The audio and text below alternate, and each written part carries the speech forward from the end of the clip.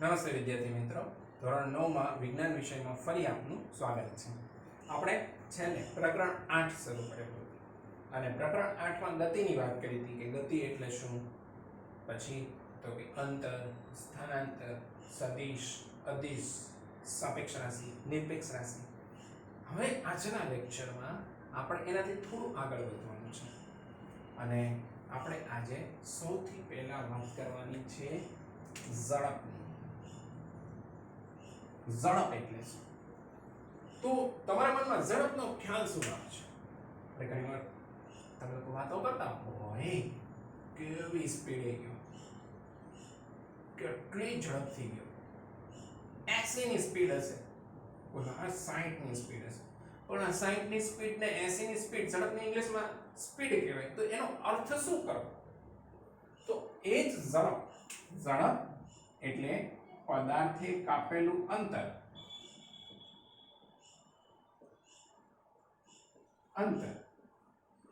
છેદમાં તે માટે લાગતો સમય. તો હવે પદાર્થે કાપેલું અંતર અને તે માટે લાગતો સમય બેનો ભાગાકાર છે. હવે આ પ્રકારની વ્યાખ્યા આવે ને, એ વ્યાખ્યાને ખાસ રીતે બોલાય તો તરત આવડી જાય, ખાસ રીતે યાદ પણ રહે. છેદમાં કયું આવ્યું? સમય. મતલબ કે એને એકમ શબ્દ લગાડી દે. એકમ સમયમાં હવે અંશ બોલો. પદાર્થે કાપેલા અંતરને ઝડપ કહેવાય. અઝડપની વ્યાખ્યા પહેલા છેદ બોલવાનો, છેદ એકમ શબ્દ લગાડવાનો, એટલે કે એકમ સમયમાં પદાર્થે કાપેલા અંતરને ઝડપ કહેવાય. હું ફરી વાર કહું છું, એકમ સમયમાં. એકમ સમય એટલે શું? તો કે એકમ સમય એટલે તમે જેને એકમ પસંદ કરો, સમયના એકમો છે, સેકન્ડ છે, મિનિટ છે, કલાક છે, તમે ગમે એને પસંદ કરો, દિવસ છે એ પસંદ. પણ સામાન્ય રીતે સમયનો એસઆઈ એકમ આપણે સેકન્ડને લઈએ છીએ. તો સેકન્ડ છે, મિનિટ છે, કલાક છે, આ બધા એકમો છે એ સમયના જ એકમો છે અને કોઈ પણ તમે લઈ શકો. તો એકમ સમયમાં પદાર્થે કાપેલા અંતરને પદાર્થની ઝડપ કહેવાય. હવે પદાર્થની ઝડપ છે એનું સૂત્ર જોઈએ. આ ઝડપનું સૂત્ર હવે સંજ્ઞામાં જો ઝડપને v કહેવાય, પદાર્થે કાપેલું અંતર એને s કહેવાય અને તે માટે લાગતા સમયને t કહેવાય. તો v બરાબર s ના છેદમાં t. હવે આપણે એના એકમો લખીએ, તેનો SI એકમ. જો કોઈ પણ રાશિનો એકમ લખવો હશે તો એના સૂત્રમાં જેટલી રાશિ આવતો હોય ને એ રાશિના સ્થાને એના એકમ લખી દે એટલે એનો એકમ બની જાય. હવે અંશમાં શું આવે છે? તો કે અંતર. અંતરનો SI એકમ છે મીટર. છેદમાં શું આવે છે? સમય. તો સમયનો SI એકમ છે સેકન્ડ. તો આને તમે મીટર પ્રતિ સેકન્ડ બોલાય, છેદમાં હોય ને એટલે પ્રતિ બોલાય. તો એને તમે આમ પણ લખી શકો, મીટર આડો લીટો પણ કરી શકો અને આમ પણ લખી શકાય મીટર સેકન્ડ ઉપર -1.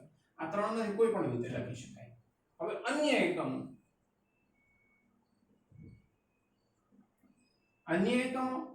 એકમો શું?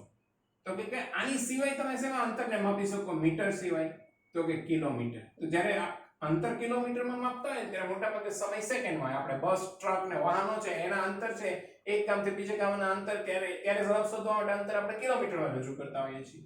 એટલે તેવા જે સમય હશે એ કલાકમાં આવશે, કિલોમીટર પ્રતિ કલાક. એવી રીતે સેન્ટીમીટર, અંતરને સેન્ટીમીટરમાં માપીએ એવા સમયે તો કે મિનિટ. એ રીતે સેન્ટીમીટર પ્રતિ સેકન્ડ પણ થશે. એકમો જુદા જુદા થશે. તો આ રીતે જોઈએ તો આપણે કોની વાત કરી? આ વાત સંપૂર્ણપણે કોની છે? ઝડપ. ઝડપ એટલે શું? તો કે પદાર્થે કાપેલું અંતર છેદમાં સમય છે એટલે એકમ સમયમાં પદાર્થે કાપેલા અંતરને ઝડપ કહેવાય. હવે તો કે પદાર્થ જે અંતર કાપે છે એને s કહેવાય અને સમયને t કહેવાય. એટલે v બરાબર s ના છેદમાં t. તેનો SI એકમ અંશમાં મીટર ને છેદમાં સેકન્ડ એટલે મીટર પ્રતિ સેકન્ડ થશે. અન્ય એકમમાં અંશમાં કિલોમીટર અને છેદમાં કલાક, પછી સેન્ટીમીટર પ્રતિ મિનિટ, સેન્ટીમીટર પ્રતિ સેકન્ડ થશે. હવે આપણે અર્થઘટન કરીએ. દાખલા તરીકે તો કે એક પદાર્થની ઝડપ 40 કિલોમીટર પ્રતિ કલાક છે. આનો અર્થ એવો થાય કે જો એ પદાર્થ એક ધારી ગતિ કરે 1 કલાક સુધી તો એ પદાર્થ 40 કિલોમીટર અંતર કાપે. 1 કલાક સુધી જો એ ગતિ કરે તો એ 40 કિલોમીટર સુધી અંતર કાપે. તો એમાંથી જેટલો સમય ગતિ કરતો એ પ્રમાણે અંતર કાપશે. એ જ રીતે 100 કિલોમીટર પ્રતિ કલાક. હવે તમને અર્થ ખબર પડી ગઈ હશે કે જો કોઈ વાહન ચાલક છે 1 કલાક છે વાહન ચલાવે તો એ 100 કિલોમીટર અંતર કાપે. આનો અર્થ એવો થાય. એનો મતલબ કે 30 મિનિટ વાહન ચલાવે તો 50 કિલોમીટર અંતર કાપે, તો એને 50 કિલોમીટર અંતર કાપ્યું હશે. આવો અર્થ આનો થાય.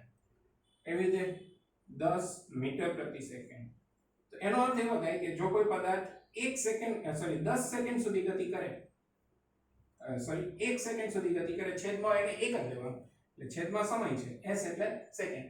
1 સેકન્ડ સુધી ગતિ કરે તો એ 10 મીટર અંતર કાપે. 1 સેકન્ડમાં 10 મીટર અંતર કાપે. આ જ રીતે 20 મિનિટ પ્રતિ 20 મીટર પ્રતિ મિનિટ. આનો અર્થ થાય કે 1 મિનિટમાં પદાર્થ કેટલું અંતર કાપે, તો કે 20 મીટર જેટલું અંતર કાપે. 15 મીટર પ્રતિ સેકન્ડ. આનો અર્થ થાય કે 1 સેકન્ડમાં પદાર્થ 15 મીટર જેટલું અંતર કાપે. આ ઝડપ છે એનો જુદો જુદો ઉલ્લેખ. હવે તો કે ઝડપ ઉપરથી જ આપણે બીજી બાબત. હવે એક વાત છે કે ઝડપની વ્યાખ્યા હું ફરી વાર કહું છું તમને. શું છે ઝડપની વ્યાખ્યા? તો કે એકમ સમયમાં પદાર્થે કાપેલું અંતર. તો તમે જ વિચારો કે પદાર્થે એકમ સમયમાં કાપેલા અંતરને ઝડપ કહેવાય. ક્યાંય દિશાનો ઉલ્લેખ છે? આપણે કોઈ પદાર્થની ઝડપ પૂછીએ તો ભાઈ આ પહેલા સ્કૂટર સવારની ઝડપ કેટલી છે? તો કે 40 કિલોમીટર પ્રતિ કલાક અથવા 50 કિલોમીટર પ્રતિ કલાક. તો એનો મતલબ થયો કે ક્યાંય દિશા આવતી નથી. દિશા ન આવવાથી ઝડપ એ અદિશ રાશિ છે. કેવી રાશિ છે? અદિશ રાશિ. કારણ કે એને દર્શાવવા માત્ર મૂલ્યની જ જરૂર છે, દિશાની જરૂર નથી. એટલે જેને દર્શાવવા મૂલ્યની જ જરૂર પડે, દિશાની જરૂર ન પડે, તેને અદિશ રાશિ કહેવામાં આવે. એટલે ઝડપ છે એ અદિશ રાશિ છે. આ ઝડપ વિશે સંપૂર્ણ. હવે તો કે ઝડપ પછી આવશે સરેરાશ ઝડપ.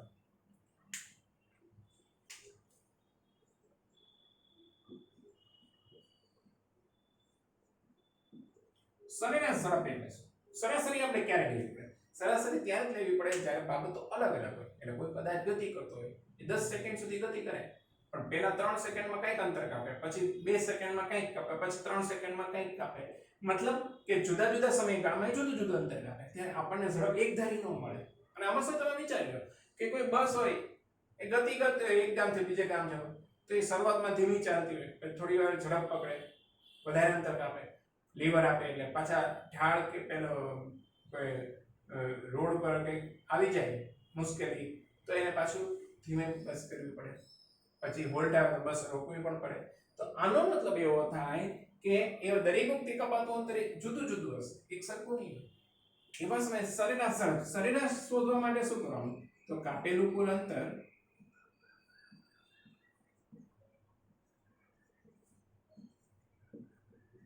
અને તે માટે લાગતો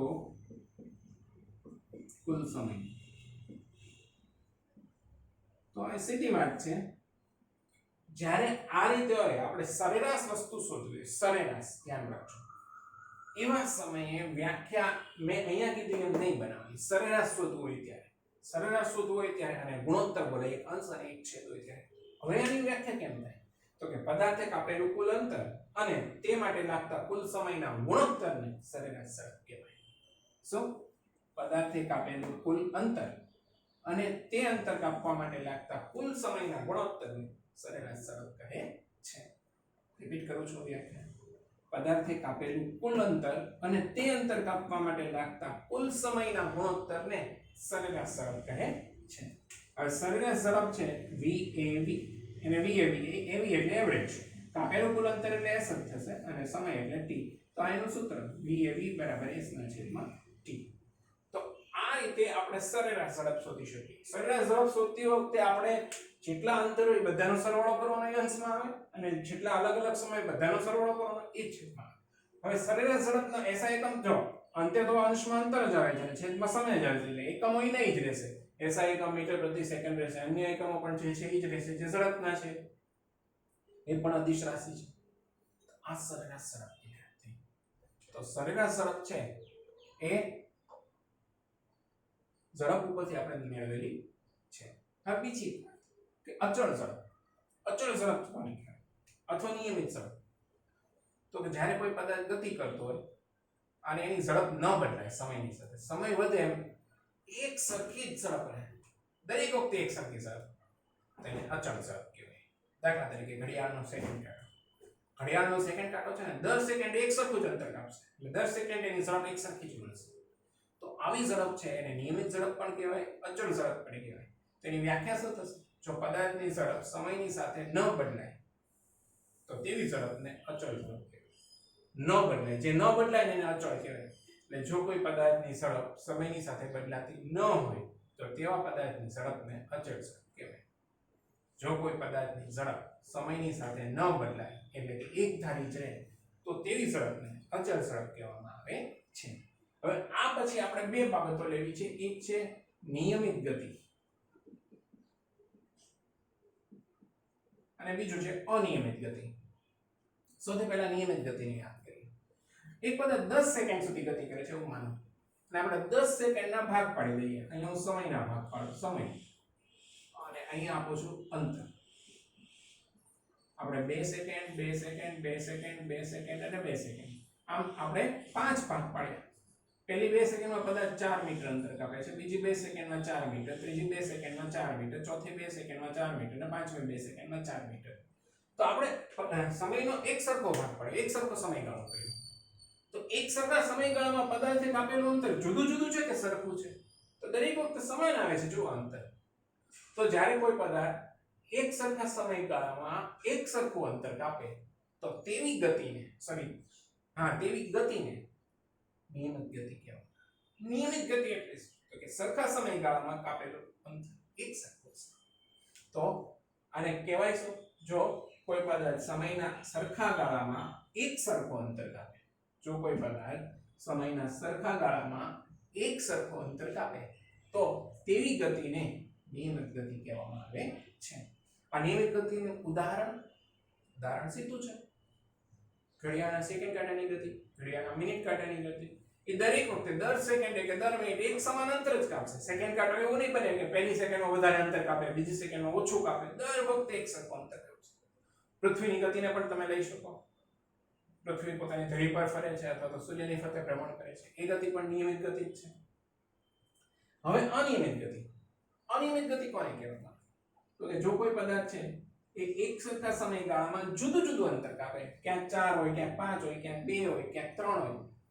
જો કોઈ પદાર્થ એક સરખા સમયગાળામાં જુદું જુદું અંતર કાપે તો તેવી ગતિને અનિયમિત ગતિ કહેવાય.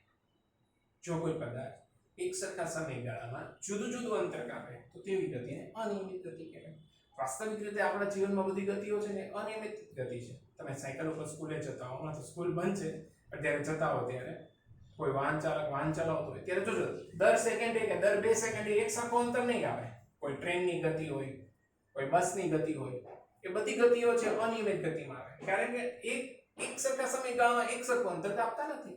તો આમ નિયમિત ગતિ અને અનિયમિત ગતિ એની ફરીવાર વાત કરીએ. નિયમિત ગતિ કોને કહેવાય? તો કે જ્યારે કોઈ પદાર્થ એક સરખા સમયગાળામાં એક સરખું અંતર કાપે તો તેવી ગતિને નિયમિત ગતિ કહેવાય.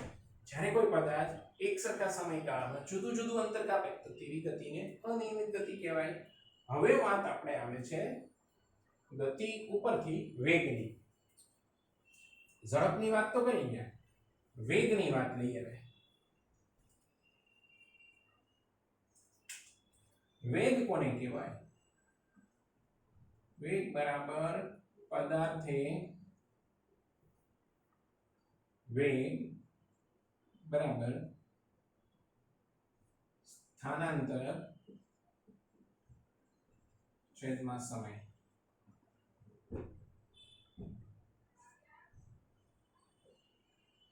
ચોક્કસ દિશામાં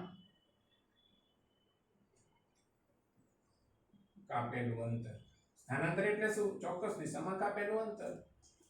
તો આમ હવે વેગની વ્યાખ્યા બનાવી તો મેં તમને ઝડપની વ્યાખ્યા વખતે સમજાવ્યું હતું. પહેલા એકમ શબ્દ અને છેદ બોલવાનો. તો એકમ સમયમાં પદાર્થે ચોક્કસ દિશામાં કાપેલા અંતર. ઓલામાં એકમ સમયમાં પદાર્થે કાપેલું અંતર હતું, અહીંયા ચોક્કસ દિશામાં. અને જો એમ ન બોલવું હોય તો એકમ સમયમાં પદાર્થે કરેલા સ્થાનાંતરને વેગ કહેવાય. એકમ સમયમાં પદાર્થે કરેલા સ્થાનાંતરને અથવા એકમ સમયમાં પદાર્થે ચોક્કસ દિશામાં કાપેલા અંતરને વેગ કહેવાય. હવે વેગ એટલે v, ઝડપની જેમ જ થશે. સ્થાનાંતર એટલે s અને સમય એટલે t. તમને તો લાગે એનું, હા બે એનું જ છે, ફરક એક જ છે. અને કયો ફરક છે? માત્ર ને માત્ર તો કે દિશાનો. ઝડપમાં આપણે દિશાનો ઉલ્લેખ નથી કરતા, અહીંયા કરીએ છીએ. એટલે આ ખરેખર ચોક્કસ દિશાની ઝડપ થઈ ગઈ. બસ ચોક્કસ દિશામાં ઝડપ એટલે વેગ. હવે આ SI એકમ શું થશે? તો આની જેમ જ ઉપર અંતર કે સ્થાનાંતર એનો એકમ મીટર જ છે અને છેદમાં સેકન્ડ. અન્ય એકમો તો કે કિલોમીટર પ્રતિ કલાક, સેન્ટીમીટર પ્રતિ મિનિટ વગેરે. અને આ કેવી રાશિ થશે? જો અહીંયા દિશા આવે છે એટલે એ સદિશ રાશિ થશે. તો ઝડપ છે એ સદિશ, સોરી વેગ છે સદિશ રાશિ થશે, ઝડપ છે અદિશ રાશિ થશે. તો આ રીતે જોઈએ તો વેગ અને ઝડપની વાત કરીએ આપણે. વેગ એ સદિશ રાશિ છે, ઝડપ એ અદિશ રાશિ. બેની વ્યાખ્યાઓ શું થશે? તો કે ઝડપમાં એકમ સમયમાં પદાર્થે કાપેલું અંતર એટલે ઝડપ, અને વેગમાં એકમ સમયમાં પદાર્થે ચોક્કસ દિશામાં કાપેલું અંતર અથવા એકમ દિશામાં પદાર્થે કરેલું સ્થાનાંતર એને વેગ કહેવાય. વેગ સદિશ રાશિ, ઝડપ અદિશ રાશિ, બેના એકમો સમાન, મીટર પ્રતિ સેકન્ડ. અને બીજી વાત કે ઝડપ એટલે વેગ એટલે કાંઈ નહીં, પદાર્થે ચોક્કસ દિશામાં કાપેલું, પદાર્થની ચોક્કસ દિશાની ઝડપ એનો વેગ થયો. બાકી બધું સૂત્ર સમાન જ છે.